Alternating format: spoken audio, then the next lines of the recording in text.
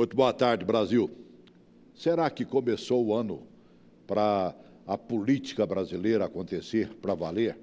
Que o sonho do brasileiro, né, que foi alimentado para que ele votasse o ano passado e trouxesse uma mudança, eu diria que até bastante radical, dentro do Congresso Nacional, do Senado, na Câmara, na sua Assembleia Legislativa, na nossa Câmara Distrital, houve uma mudança real. Nós tivemos muita mudança. Agora, será que o ano começou para valer? Com a eleição que aconteceu no final de semana, nós já temos solução para a Câmara e Senado e a coisa vai começar a caminhar? Bom, para responder a pergunta, né, se neste momento político, agora o ano já começou, eu estou recebendo aqui quem entende do riscado, 3 cientistas políticos. Estou recebendo o primeiro deles, Matheus. Seja bem-vindo. Muito obrigado, Celso. Obrigado aos telespectadores. Sempre um prazer.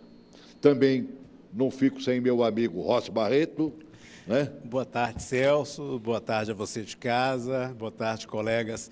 É sempre um prazer poder compartilhar e ajudar nesse debate tão importante para a sociedade. E estou recebendo também, mais uma vez, que bom que ele tenha voltado conosco aqui, o Tiago Visioli. Seja bem-vindo, viu? Feliz demais pelo convite, Celso. Feliz demais de dividir aqui com o pessoal essa bancada. Vamos discutir e conversar bastante hoje.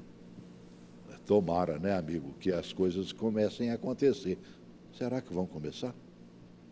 Bom, abrindo o ano legislativo agora, o que não falta são pautas para serem votadas. Por exemplo, nós temos ainda muitas medidas provisórias, ainda do presidente Temer, que tem que ser votadas agora, logo no começo do mês. Então, a gente vai ver aí quais medidas provisórias vindas do Temer o governo Bolsonaro vai se empenhar em aprovar e quais ele vai largar de lado e deixar caducar. Quando deixa do lado, ela caduca? Eventualmente, ela caduca. Ela tem um prazo, né, constitucional para ser votada. Se ela não for votada naquele prazo, você lembra de alguma que não deve se deixar caducar, não? A do saneamento, por exemplo, é uma que é importante e acredito que o governo vai querer manter, que é uma medida provisória que altera o marco regulatório do saneamento no Brasil, incentivando a privatização das empresas de saneamento e água e a vinda de capital estrangeiro para investimento em saneamento básico no Brasil. Só acredito que o governo deve se empenhar em aprovar. Mas o próprio governo atual já usou a medida provisória também, né? Até porque se ele precisasse do Senado e da Câmara, do dia que ele tomou posse até o dia 1º de fevereiro, não tinha quem resolvesse nada por ele, não é mesmo? Exatamente. Estava de recesso, aí não dava para resolver esses problemas, né, Celso? E a gente vê que o governo sai maior. O governo, com a tramitação ali e o trabalho feito pelo ministro Onyx, fez com que o governo saísse maior nessa eleição.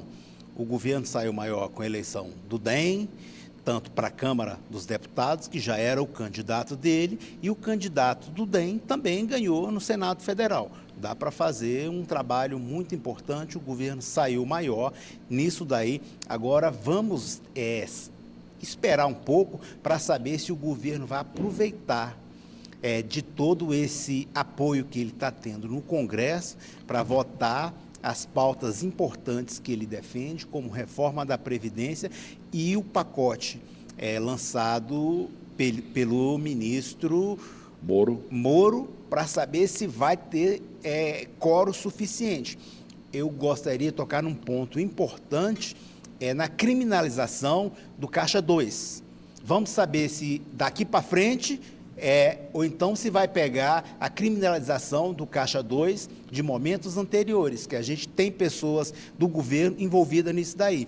Isso vai criar, assim, uma divisão muito difícil para os parlamentares, porque a gente tem pessoas do governo enrolado com isso daí, e a gente quer saber se os parlamentares não vão estar divididos com a pressão popular, porque a pressão popular pode exigir de todos, e se o governo entra nessa pilha, vai ser um pouco difícil. Portanto, a eleição no Congresso, principalmente a do Senado, deixou o governo um pouco dividido com a questão do voto ser secreto e os parlamentares mostrarem o voto naquilo dali. O governo pode sofrer em relação a isso daí. Celso, acho isso Diga. importante que o Rosso levantou, que a vitória, por exemplo, do governo no Senado pode ser uma vitória de pirro, por um motivo simples. Sim. Nós temos hoje Democratas com 3 ministérios, sendo um deles a Casa Civil, Saúde e Agricultura, que são ministérios grandes, a presidência da Câmara e a presidência do Senado. Ou seja, os outros partidos na Câmara já começam a se incomodar com o tamanho do espaço dado aos democratas e a falta de espaço que esses outros partidos estão tendo. Então, por exemplo, na sexta na sexta eu ouvi de parlamentares do chamado Centrão, eles falando, quem é que vai votar essa reforma da Previdência? Vai ser só o DEM, né, que vai aprovar a reforma da Previdência. Porque só o DEM é contemplado, só o DEM é chamado para ocupar espaço. Será, mano, velho? Você Então, também assim, acha isso, Tiago? Eu acho que tem um potencial grande para gerar uma ciumeira aí, né? Você continua com um número muito grande de partidos na Câmara e no Senado, e por mais que o discurso oficial seja que o presidente Bolsonaro quer valorizar as bancadas temáticas, eu tenho a impressão que essa história não se sustenta em votação. Bancada temática funciona para aquele tema. A Frente Parlamentar da Agricultura vai votar projetos atinentes à agricultura. A bancada Frente de Segurança Pública vai votar, por exemplo, posse de armas, projetos nesse sentido. E Previdência. Essas bancadas têm todo o seu backup interno do Estado. Não tem um famoso troca-troca ali, não? Veja bem, se você me apoiar porque eu quero fazer uma lei ou aprovar um projeto de lei que beneficia a bancada da bala, mas o presidente eu da posso frente... votar naquele projeto que você defende que beneficia a Previdência ou que beneficia a área da saúde. E isso é uma verdade verdadeira, Celso, dentro do Congresso Nacional. O que a gente está tentando explicar aqui é que alguns partidos têm um espaço muito grande. Por que ele tem, por que ele tem e eu não tenho? Por que eu vou votar a favor do governo se na hora dele barganhar cargos, ministérios, ele barganha com A e B e deixa o C de fora? Então, essas pessoas, o Congresso é muito perigoso ali, as pessoas ali só fazem coisas através de barganha, e são barganhas constantes, não é uma para uma coisa e as outras coisas completamente preenchidas, não, são coisas para cada espaço, cada votação, a gente tem que fazer uma barganha necessária, e nisso daí vai contra o discurso do presidente, que não iria querer apoio dos parlamentares em troca de cargo e ministérios. E, Celso, nós temos, por exemplo, uma série de medidas provisórias a serem votadas no Congresso. Uma delas, a própria medida provisória da reestruturação dos ministérios, enviada pelo governo Bolsonaro, que altera a estrutura, cria os novos ministérios. E nós não temos, até hoje, no Congresso, um líder do governo. E no Senado também não temos um líder do governo. Foi designado o líder do governo na Câmara, mas quem articula medidas provisórias, por exemplo, é o líder do governo no Congresso Nacional, que ainda não foi escolhido. Nós não sabemos até hoje quem é base e quem não é. E nós não podemos tomar, por exemplo, os votos que Davi Alcolumbre e que Rodrigo Maia tiveram na Câmara e no Senado como correspondentes de uma base parlamentar do presidente Bolsonaro. O caso do Rodrigo Maia, por exemplo, o próprio Rodrigo Maia ficou extremamente estressado com o ministro Onyx Lorenzoni, não gostou da interferência do ministro Onyx, não gostou do apoio que o Onyx deu a Davi Alcolumbre, porque sabia justamente que o fato de ter mais um presidente do Democratas poderia atrapalhar a eleição dele, Rodrigo Maia, na Câmara. Só que Rodrigo Maia foi eleito com apoio de PDT, de PCdoB e de alguns partidos que não vão apoiar a pauta do presidente Bolsonaro. Davi Alcolumbre foi eleito com apoio da Rede, por exemplo, que não vai apoiar a pauta do presidente Jair Bolsonaro. Então, as eleições na Câmara e no Senado não são condizentes com a base que o governo diz ter no Congresso Nacional. Rossi, tem hora que eu tenho a impressão que eu estou pegando no tranco. Vocês estão atribuindo, por exemplo, ao governo Bolsonaro e enchendo a bola do Onyx Lorenzoni, que ele seria, vamos dizer, o braço forte das eleições acontecidas dentro de Câmara e Senado. Não, digo... Aonde é que está esse braço forte? Não, eu digo dentro do Senado, porque ele fez umas tratativas com alguns senadores para apoiar o Davi Alcolumbre. Dentro do Senado, ele fez a articulação e saiu vitorioso. Isso antes mesmo, no ano passado, ele já começou a fazer essas tratativas, essa negociação. Tanto é que o Davi Alcolumbre começou a pedir voto mesmo antes de ter todo esse apoio. Alguns senadores revelou isso no dia da eleição. Tanto é que quando ele assumiu a mesa, alguns senadores falou para ele, você não pode estar aí porque você é candidato ao Senado. Então, isso daí já vinha sendo articulado com o ministro Onyx. O ministro Onyx está forte nesse momento por conta dessa articulação, mas é uma articulação frágil, Celso. É uma articulação frágil, porque isso daí não vai levar o governo a aprovar o que ele precisa aprovar. Na minha opinião, se o governo sentasse e conversasse com o Renan Calheiros e desse um apoio branco ao Renan Calheiros, ele seria mais bem-sucedido. O Renan conhece a articulação, é muito bem articulado, e ele entra dos dois lados, sendo oposição, sendo situação. Dentro disso daí, ele faz uma articulação muito grande. Agora, quando o Onyx se meteu nessa articulação, ele deixou o governo fragilizado. Ele sai forte porque conseguiu aprovar o presidente que ele queria, mas ele sai frágil porque o Congresso está muito fragmentado.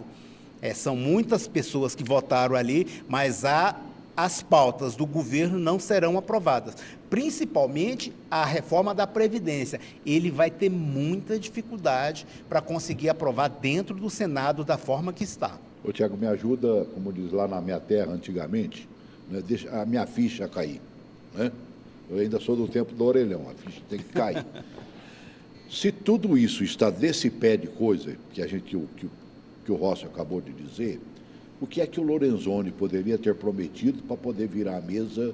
Porque era fato inconteste de que o Renan se elegeria pela quinta vez para ser presidente do Senado e, consequentemente, do Congresso Nacional. Em primeiro lugar, houve aquela discussão entre o voto aberto e o voto fechado, que fragilizou muito, e na minha leitura até sexta-feira tinha fragilizado também o Davi pela postura que ele tomou.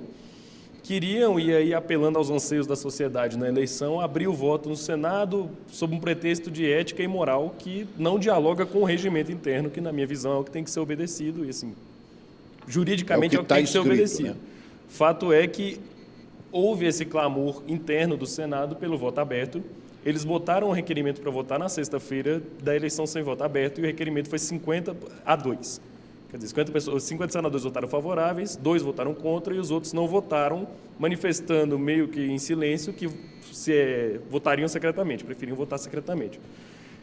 Essa foi a primeira derrota do Renan na eleição, quando ele sentiu que 50 votos era muita coisa, as pessoas votando aberto.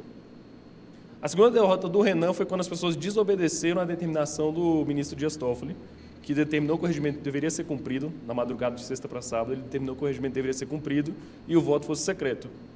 E optou-se, então, por um voto em urna, que os senadores começaram a abrir o voto. Então, o Renan começou a sentir ali o peso um pouco da decisão, começou a ver os votos. Paralelamente, ainda para completar, teve aquela primeira eleição que deu errado, de 82 votos. E aí, já muitos votos estavam abertos. Foi. Ali, né? E aí eu ouvi de fontes internas, e isso pode ser, claro, a teoria da conspiração, mas eu achei bem interessante o seguinte: abriram-se 82 cédulas e alguém soprou no ouvido do Renan de que ele perderia. Então, quando começam a abrir na segunda eleição, ele sai, meio que por cima, meio que não querendo participar daquilo, mas que ele sentiu que perderia. Mas foi uma vitória muito frágil, né? Quem ganha por 42 votos, quando a maioria é 41, não ganha. É o que o pessoal estava falando aqui. Você tem partidos que não vão apoiar o Davi sempre na pauta do governo. Então, a articulação tem que continuar e rápido. Queiramos ou não, nós temos 2 presidentes, Câmara e Senado. E eu acredito que para tirar a presidência do cidadão é meio que humanamente impossível. Sim, bem difícil. A não ser que aconteça com ele o que aconteceu na Câmara dos Deputados com Eduardo Cunha. Com Eduardo Cunha. Mas, como diz o outro, haja lama para poder tirar. Né?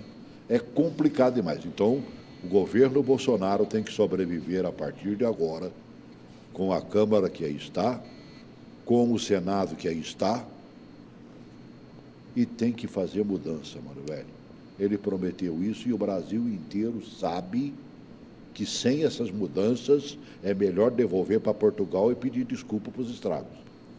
E aí? Bom, eu acho que todo mundo vai concordar que a prioridade zero é a reforma da Previdência. Não existe mais possibilidade de governar esse país sem uma reforma profunda da Previdência. Sem isso não dá. Eu, aliás, colocaria a Previdência antes dessa lei anticrime que o ministro Moro está mandando. Eu acho que o governo está ansioso demais em mandar uma série de projetos para o Congresso e que pode meio que atrapalhar a articulação da Previdência. Porque aí ele vai ter que negociar vários projetos ao mesmo tempo e isso pode atrapalhar bastante a Previdência. Já temos essas medidas provisórias a serem votadas no Congresso. Certo. Se o governo ficar mandando mais coisas para caminharem junto com a reforma da Previdência, a coisa vai ficar confusa e o Rodrigo Maia, no dia que ele ganhou, já deu a entender que a articulação com a Câmara não vai ser feita pelo ministro Onyx Lorenzoni. Ele fez questão de agradecer, sem ter sido perguntado, o ministro Gustavo Bebiano, que é o presidente nacional, era o presidente nacional do PSL. Agradeceu o Gustavo Bebiano e falou que o Gustavo Bebiano teria uma importante relação com o Congresso Nacional. Então já há o nome. Já dando a resposta ao ministro Onyx Lorenzoni, que desrespeitou o Maia nessa articulação no Senado. E a coisa com o Onyx é complicada, porque a esposa do senador, do deputado Onyx Lorenzoni é servidora do gabinete do senador Davi Alcolumbre. Então, a coisa ficou um pouco mal contada. Que fosse mudar esse negócio. A coisa ficou mal contada e irritou o Maia. E aí o Maia já avisou que a articulação deve ser feita pelo ministro Gustavo Bebiano e não pelo ministro Onyx Lorenzoni. Então a coisa ainda está bagunçada. E Maia foi eleito com 334 votos. Ele teve mais votos do que Eduardo Cunha teve naquele primeiro turno. E chegou com força total ali, a poder de ouro, né? Peso de ouro. Exatamente. Rodrigo Maia, eu diria, hoje é o principal fiador desse governo. É o nome mais importante para esse governo. Porque sem Rodrigo Maia, as coisas não caminharão na Câmara. E se Rodrigo Maia está falando que Onyx não é o nome a fazer a articulação, então o governo, o presidente Bolsonaro, vai ter que ouvir um pouco o Rodrigo Maia e entender a peculiaridade da Câmara dos Deputados. Está com essa bola toda, o Rodrigo Maia? Sem sombra de dúvida, Celso. Eu falei para você num programa anterior que o governo Bolsonaro entrou com 5 ministros fragilizados e um tanto quanto excêntricos, né? O Onyx Lorenzoni é um desses. Ele não pode peitar. Você falou há pouco aí, ainda existe isso, continua essas coisas. A gente viu na própria eleição do Senado que as pessoas, a comunidade participou bastante, mas elas querem uma renovação.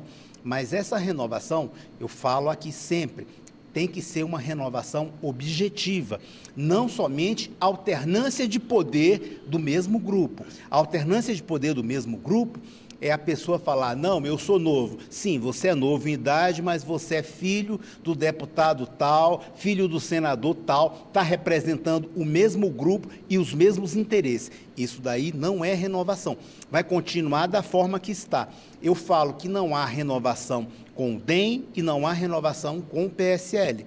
Então, o governo precisa articular bastante nisso daí.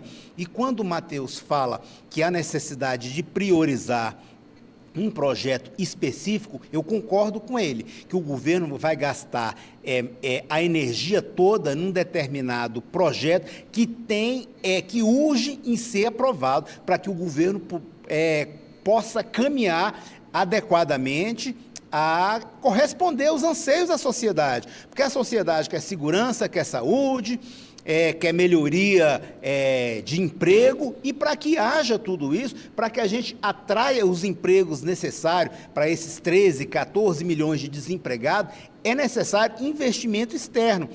E investidores externos só vai fazer isso daí quando o Brasil começar a caminhar com pernas fortalecidas. E essas pernas fortalecidas começam a partir de uma reforma da Previdência.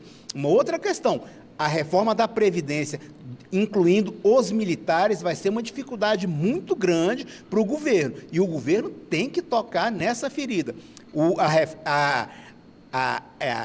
aposentadoria dos magistrados, aposentadoria dos parlamentares, vai ter que tocar nessa ferida. Então, se ele não tiver uma articulação boa dentro do Congresso, ele se fragiliza. E no Senado Federal, ao meu ver, ele não tem isso daí. Ele tem que contar muito com o Rodrigo Maia para que ele possa articular e tentar levar essa articulação também à Casa Superior, que é o Senado Federal. Tudo passa primeiro pela Câmara. Sim. É isso? Exatamente. E a questão especificamente da reforma da Previdência, a grande questão na minha leitura é que é um projeto que tem prazo de validade para ser votado. Porque em 2020 você já tem eleições municipais, em 2022 você tem as eleições federais. Ninguém quer ficar com o peso de ter votado uma reforma da Previdência, por mais que todo mundo já esteja mais do que ciente da importância dela, na beira da eleição. Ah, com certeza. Porque o discurso contrário à reforma da Previdência ele é muito fácil e muito tragável. É muito mais difícil você bater de frente, por mais que seja a questão mais absurda do mundo, nosso rombo previdenciário. Você tem uma ideia, Celso? Eu estava lendo uma notícia, especula-se que o rombo... Especula-se não. Determinou-se que o rombo previdenciário para o ano de 2019 no Brasil será de 7,1% do nosso PIB. O buraco é tão fundo que na Itália o orçamento previa que o rombo previdenciário fosse de 2,9%. A Comunidade Europeia já pressiona a Itália desde agora para rever suas prioridades orçamentárias para baixar isso. Ou seja, o nosso é mais que o dobro do da Itália, que a gente parece que ainda não sente esse clamor por todo mundo. A gente já entende, por exemplo, que o Rossi colocou a necessidade de incluir os militares também, porque essa conta vai chegar, mas ainda não é um ponto passivo. E é um ponto que o governo tem que correr para articular o quanto antes, acredito. E vamos combinar, Celso, que para um governo de um presidente militar com tantos militares, é uma desmoralização muito grande você não incluir os militares na reforma da Previdência. É um privilégio... É o famoso legislar em causa própria. Isso, né? é você manter privilégio que é 100% indevido. Nós temos até hoje pensões vitalícias de filhas de militares que geram rombo de mais de R$ 1 bilhão. Isso é inaceitável. Então, quando o governo fala em mandar uma reforma da Previdência sem os militares, é desmoralizante. Tira a credibilidade do governo, faz as pessoas desacreditarem que o governo está realmente interessado em cortar privilégios, em fornecer um modelo previdenciário sustentável para os próximos anos. E aí eu acho que nós temos que chamar a atenção, Celso, para a postura do vice-presidente general Hamilton Mourão, que vem desde o dia 1 adotando uma postura muito mais presidenciável que a do próprio presidente da República. Rapaz, ele me pareceu estar mais por dentro vamos dizer, da profissão, né? Do exercício do cargo. Mais confortável, né? Não, o Mourão é impressionante. O Mourão paz e amor. E outra, e muitas vezes contradizendo o presidente da República ou desautorizando o presidente da República. Meio que... Lembrei o vice do Lula, né? É meio como se que o não general tinha Mourão... o menor problema. Isso. É meio como se o general Mourão fosse o adulto na sala. Entendeu? Todo mundo ali está deslumbrado, todo mundo ali está naquela bagunça, e o general Mourão parece o adulto na sala. Por exemplo, a questão da própria embaixada em Jerusalém, ele próprio já falou que não vai mudar. Não, isso aí não vai mudar, não. Exatamente. Isso não falou não. Que vai incluir os militares. Ele está trabalhando dentro de uma agenda assim, bem progressista mesmo, com relação ao aborto mesmo. Ele já se manifestou, causou um impacto aí nos grupos religiosos que apoiaram o próprio Bolsonaro. Silas Malafaia já se manifestou em relação à posição do Mourão e outras categorias. O Mourão está se mostrando assim numa agenda bem progressista diante do governo que ele é o próprio vice. E Mourão parece muito mais alinhado com a equipe econômica do governo, com o Paulo Guedes. Sem dúvida. Então parece que o Mourão colou no Paulo Guedes e os dois estão trabalhando juntos pelas reformas econômicas. Diferentemente do Onyx. Diferente do Onyx. O Onyx tem competição com o Paulo Guedes. Uma agenda própria, Paulo Guedes, eles caminham em contramão. Agora, a mesma coisa não pode acontecer, rapaz, entre o vice-presidente e o presidente, não?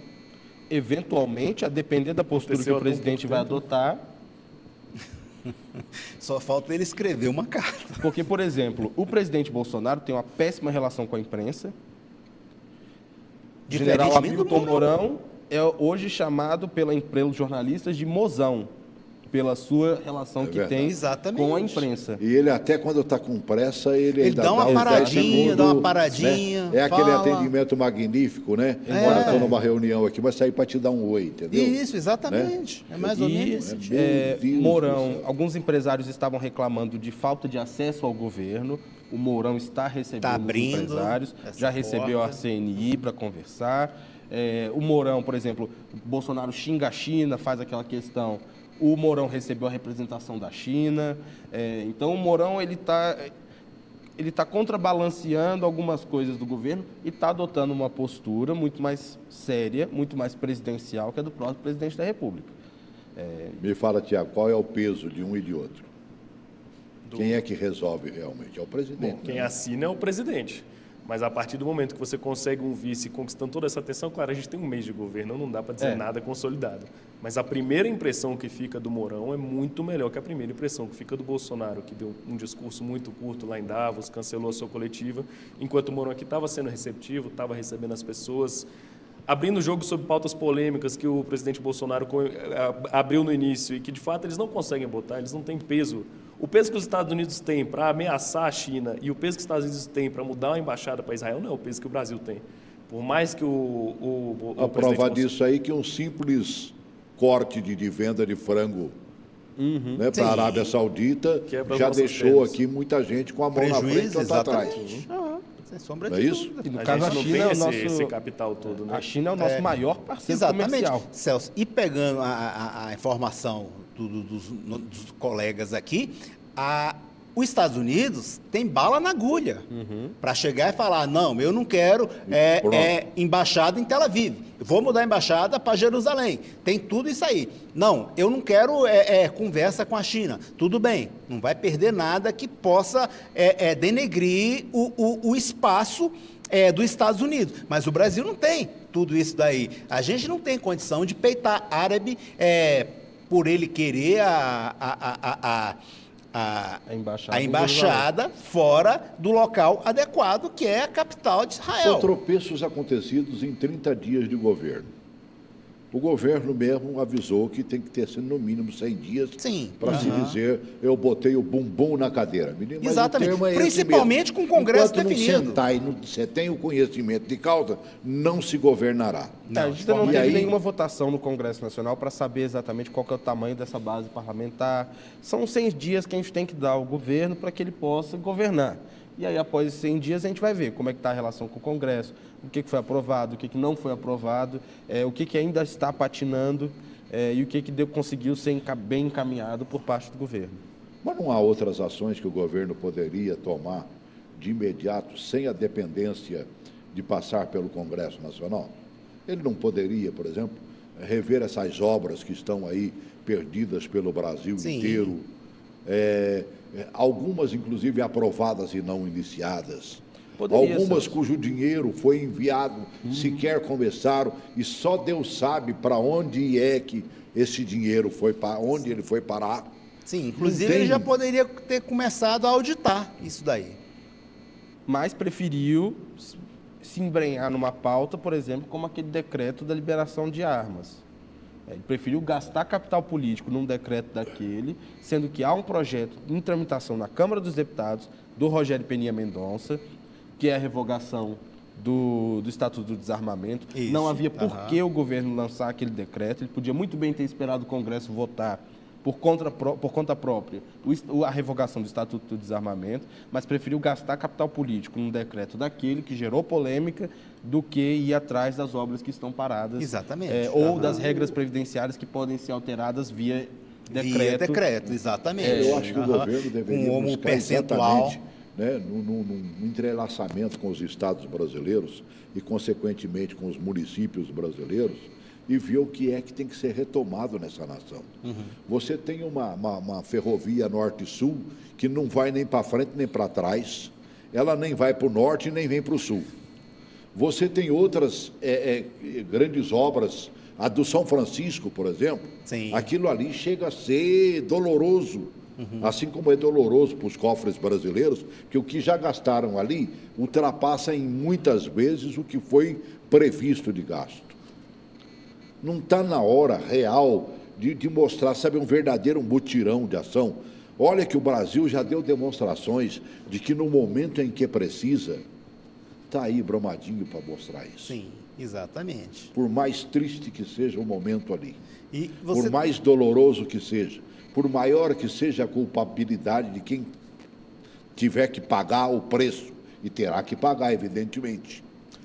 Mas veja, rapaz, você viu gente despencando do Brasil inteiro, Para ajudar. nações de fora, tipo Israel, que veio dar uma mão, e certamente ficou pouco tempo, por quê? Porque viu que o nosso grupo brasileiro estava mais do que articulado para resolver Sim, aquele sem sombra de dúvida. O próprio governador Somos Ibanez solidários. colocou a Defesa Civil Colocou brasileira à disposição. E do diversos estado outros de Minas estados, Gerais. entendeu? São Paulo fez. Rapaz, quando você mexe com o brilho do brasileiro, quando você pede socorro, o brasileiro é amoroso, ele é caridoso, ele é gentil para essas coisas. É ligeiro. Não é mesmo? Aham.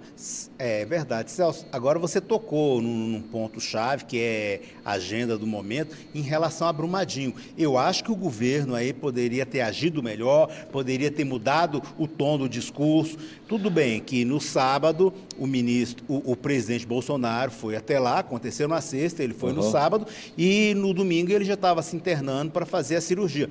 Agora, o ministro Onyx Lorenzoni, em reunião com o presidente da Vale, ele foi um pouco inocente e foi flexível demais naquele momento. Os brasileiros esperavam uma resposta mais rígida em relação ao presidente da Vale, exigiu um pouco mais. Que o Mourão teve. O Mourão exigiu um pouco mais, mas já o ministro Lorenzoni não teve esse pulso que você fala, que precisa ter o pulso para dar as respostas aos anseios da população. E a população, Celso, está ansiosa para que isso venha acontecer. Eles votaram no presidente Bolsonaro em busca dessa agenda que eles não estavam encontrando, tanto nos governos do PT e do PSDB.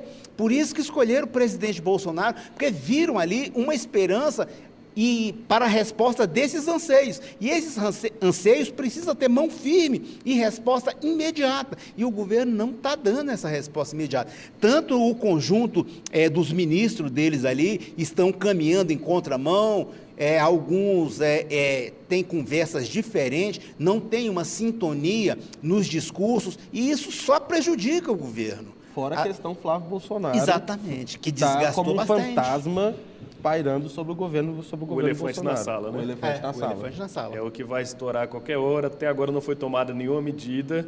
E usando outra expressão popular, o batom na cueca ali, né? Não tem como defender. Sim. Tá ali para quem quer ver. Eu costumo fazer a analogia do sítio de Atibaia. Da mesma forma como o sítio de Atibaia tinha roupões escrito Marisa e Luiz. Está lá a movimentação financeira do Queiroz e do Flávio, que não deixa eu mentir que tem alguma coisa ali. E enquanto se blinda ele, você acaba gastando seu capital político. O que o Rossi falou, de que a população exigia mudanças e o governo veio com esse discurso, enquanto você não sentar, unificar o seu discurso e decidir o que vai acontecer, serão vários flashes distintos, digo por parte do executivo, né? Porque do parte do legislativo a gente não tem como medir, mas serão vários flashes distintos sem uma efetividade, de fato, palatável para a população. Mas se um não estiver funcionando, o outro não vai funcionar também, né? Exato. Rapaz, só pode tomar medida mais concreta o judiciário. Quando você deixa o executivo de mandar, o legislativo deixa de legislar. E aí o judiciário passa a fazer as duas coisas. Exatamente. E já demonstrou isso nos governos anteriores aí. E se o Senado que tem tentar capacidade abrir mais do que nunca para fazer. uma CPI para investigar o Flávio Bolsonaro, o Senado pode conseguir assinatura suficiente para aprovar uma CPI para investigar. Isso daí algo que pode ser. Você imagina o desgaste que isso não vai ter para o governo, né? E outra, o presidente Jair Bolsonaro está errando nessa questão do Flávio. Está errando. Ele está chamando essa crise para dentro do Palácio do Planalto, o que ele não deveria estar fazendo. Um dia desse ele deu entrevista... Mas nem lá dentro ele está, coitado. Ele está sendo passando por uma libanês, cirurgia. quer dizer, ainda tem lá os tropeços que ele não cala a boca, ele não consegue ficar calado, né? Mas o próprio assessor dele de comunicação disse claramente que já não tem jeito, ele não consegue ficar calado. Mas a última entrevista que o presidente Bolsonaro deu sobre o assunto, ele fez críticas ao COAF, falou que foi quebrado o sigilo ilegalmente para prejudicar o garoto, O garoto, presidente, o garoto é um senador da República que tem mulher, tem filhos e foi eleito, foi o senador mais votado do Rio de Janeiro e que está devendo explicações sobre a movimentação financeira que ele simplesmente não consegue Mas explicar. será que não vai valer aquela fala dele, que se tem culpa tem que pagar? Sim, Celso, eu sou a favor disso. Eu acho O próprio melhor... presidente falou isso. Numa Exatamente. Quando é o filho da pessoa, né? a Teria gente não que sabe. sacrificar. O melhor para o presidente da República agora seria sacrificar o Flávio. Se ele sacrificasse o Flávio, ele saía bem na fita. Olha, é meu filho, mas eu exigi que ele renunciasse, porque se ele tem algo, vamos investigar, e se tiver alguma coisa, que ele pague pelo que ele fez, da forma que ele falou. Mas agora, se o filho não se sacrificar, ficar usando de privilégios, como ele solicitou, foro privilegiado, que já era senador da República, exatamente, que na sexta-feira o ministro Marco Aurélio negou esse foro privilegiado e passou para o Ministério Público do Rio de Janeiro para que se investigue. Exatamente. Se for melhor sacrificar, que sacrifique o filho. E outro, Celso, a gente tem que prestar atenção nas posições de Janaína Pascoal, deputada estadual eleita em São Paulo, com o maior Do número de PSL. votos, do PSL. Janaína Pascoal já não foi vice de Bolsonaro por ter dito algumas verdades que eles não queriam ouvir. E agora ela segue fazendo uma série de críticas, principalmente essa questão do Flávio, que o governo ainda não está ouvindo. Tanto que Janaína Pascoal já está se perguntando se deve ou não continuar no PSL, ou se sairá do partido. E Janaína Pascoal, vamos lembrar, é uma das grandes fiadoras Do impeachment da eleição do Sim, Bolsonaro com por certeza. ter sido a advogada Prova do disso é impeachment o da número de Dilma. votos que ela teve Exatamente. em São Paulo. E Então, isso é um assim, baque duro, né? é um o baque eleitor da pesado. Janaína Pascoal entender que ela está saindo do governo por não dialogar com os ideais que o governo tem, isso é um baque duro, né? É exatamente por isso que eu falo. Não só os parlamentares da oposição já pensam numa CPI, como os próprios parlamentares do PSL que estão insatisfeitos com o governo e com as tratativas que ele vem dando, no caso Flávio Bolsonaro. Se essas pessoas do próprio PSL assinarem para abrir uma CPI, é o fim do governo. Mas vem cá, nós não estaríamos condenando já de imediato o Flávio? Eu não, concordo, a concordo. questão não é condenar, ele não teria Flávio. o direito A questão, de, sim, veja, de amplo seguir a direito de carreira defesa. dele e ter o amplo direito de defesa? Sim, mas de defesa. Botar lá o ex-funcionário dele para falar a verdade verdadeira. Sim, exatamente. Mas certo? é exatamente isso que a gente quer. Quando o Matheus falou que há um desgaste tremendo, ele fala que o Flávio Bolsonaro, o próprio Queiroz, deveria dar satisfação para a sociedade, tal como eles faziam antes. O próprio ministro Sérgio Moro já deveria ter dado alguma informação para a sociedade, já tinha que ter se manifestado, principalmente porque o COAF é subordinado ao Ministério da Justiça. Moro, Então, teria que ser feito isso. O Flávio deve ter ampla defesa como qualquer cidadão brasileiro. Porém, se há algo que precise de investigação, que seja investigado. E que se ele precisar ser degolado, se ele precisar renunciar para que mantenha o governo em paz e que dê um exemplo de que o governo não trata só a oposição, que não trata outros de forma diferente, teria que ser feito isso. O que se coloca, Celso, é que o Bolsonaro e os bolsonaristas se criaram arrastando o nome de toda a classe política na lama. A pessoa que teve um vazamento de uma delação de alguém que dizia que ouviu dizer que fulano viu que ciclano recebeu dinheiro. Perfeitamente. E aí arrastava o nome dessa pessoa na lama, Isso, é todo mundo bandido, ninguém presta, eu vou mudar isso daí. E aí, subitamente, você tem uma questão a mais comum do Exatamente. baixo clero da Seio política, da família. é o devolvimento de salário. Do filho mais velho, do filho que foi eleito senador. E aí você arrastou o nome de todo mundo na lama, se ignorou questões de presunção de inocência, de direito de defesa, de Estado democrático de direito, se ignorou tudo. Caso do Aécio, caso do Lula, caso de todos esses que passaram por aí.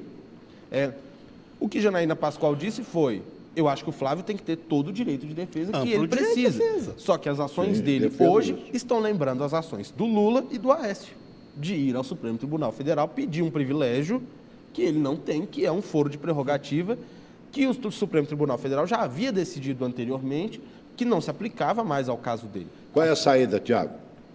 A saída é deixar o Flávio se defender sem que o governo tome partido. Claramente, deixa o Flávio ser processado, deixa o Flávio ser investigado e o governo não pode ficar do lado. Se, que nem o Rossi colocou, chegar a hora de Flávio renunciar, está insustentável a situação, que o governo não venha criticar o COAF, como o Matheus falou. Você tem que deixar ele agir individualmente. É um senador da República com toda a capacidade de defesa. A partir do momento que você mistura o presidente nisso, você está queimando a lenha dos dois, do senador e do presidente. E aí você começa a minar a sua capacidade de articulação e de negociação já nesse momento. E a população ainda tem isso, né? Quando você vinculou toda a velha política, como os eleitores do Bolsonaro gostam de chamar, com a sujeira, e subitamente se vê no seio do clã uma prática tão antiga quanto essa sendo colocada, você começa a pensar, será que eu votei certo? Será que esse de fato é o novo? Ou que nem o Rossi falou, é o filho de um cara que já estava lá com as mesmas práticas antigas, só com um rosto mais novo? É muito questionamento. Tem que deixar ele viver, ele voar ali sozinho, se defender sozinho, apanhar sem que o Bolsonaro tome as dores para ele. A questão é que o Bolsonaro já está tomando as dores, já deu essa entrevista, já criticou o COAF, falou que está sendo feita uma perseguição contra Flávio Bolsonaro para atingir ele, Jair Bolsonaro. Então, assim, ele já está numa postura equivocada de chamar isso para dentro do Palácio do Planalto, e vale lembrar que um dos depósitos feitos pelo Queiroz foi para a conta de Michele Bolsonaro, primeira-dama, a título de pagamento de um empréstimo para o próprio presidente da República. Então, assim, há muita coisa a ser explicada. E vamos combinar, Celso, que isso está aí rodando há mais ou menos, um pouco menos de 2 meses. E até o momento ninguém conseguiu criar nem sequer uma narrativa de defesa palpável para explicar aquela questão. Pô, vai me falar de uma filial, de uma franquia de chocolate, venda de carros, para depósitos fracionadinhos numa conta, que todo mundo sabe que depósito fracionado é para evitar a detecção pelo COAF. O próprio ministro Sérgio Moro, que é um especialista em questões no próprio livro do Sérgio Moro, ele fala disso, que isso aparenta ser caixa 2. O Sérgio Moro fala no livro dele que é uma das práticas muito comuns da lavagem de dinheiro, você fazer pequenos depósitos abaixo de R$10 mil com a intenção de não haver detecção por parte do COAF. Então, assim, nós temos, e não se consegue criar uma narrativa de defesa. Ninguém consegue explicar. E se com 2 meses ninguém conseguiu até hoje chegar para falar, a história é essa, aconteceu isso, essa é a minha explicação, essa é a minha versão do fato, é porque, sinceramente, ao que me parece, não há defesa para aquilo. Celso, e isso vai completamente contra o discurso de campanha do Bolsonaro, que era um discurso contra a corrupção. Fora corrupção, fora PT, fora Lula, todos são bandidos, tem que agir com ética. Eu estou há 28 na Câmara dos Deputados, nunca fui acusado disso ou daquilo, e de repente surge isso daí. São questões inexplicáveis que a sociedade precisa de uma explicação imediata. Eu vou usar aqui a frase que o Lula usou no Fórum de Combate à Corrupção.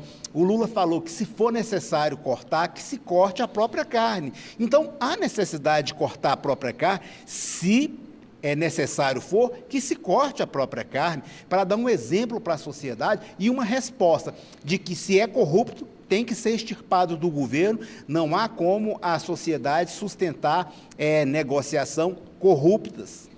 Celso, lembra do senador Demóstenes Torres? Me lembro. Bem. Era, vamos dizer o paladar, a vestal da moralidade. Verdade. Aquele que mais denunciava e perseguia os corruptos. E gritava forte. Até que um dia descobriram que ele próprio não era o mais honesto dos homens. E a questão que se coloca aqui é justamente essa. Eu costumo sempre dizer que todo moralista é, no fundo, um hipócrita. Porque você coloca um homem que foi deputado por 28 anos, que colocou todos os filhos na política, que está aí já há tanto tempo, e que agora é pego numa das práticas mais... Celso, os servidores do gabinete, no dia seguinte ao pagamento, todos iam ao caixa do banco da Assembleia, depositavam na conta do Queiroz. O Queiroz, então, sacava 5 mil em agências diferentes, e depois haviam pequenos depósitos em agências diferentes na conta do senador Flávio Bolsonaro. Esse dinheiro está muito fácil de rastrear. A coisa está muito palpável para o presidente Jair Bolsonaro querer agora alegar perseguição por parte do COAF.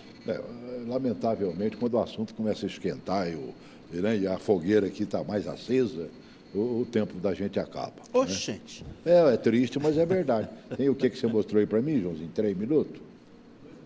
2 minutos. Roubar. Né? Toma um minutinho do próximo programa aí. Pede para os amigos aí dar um aguento e dá um minutinho para cada um. O que fazer? 1 minuto. O que fazer?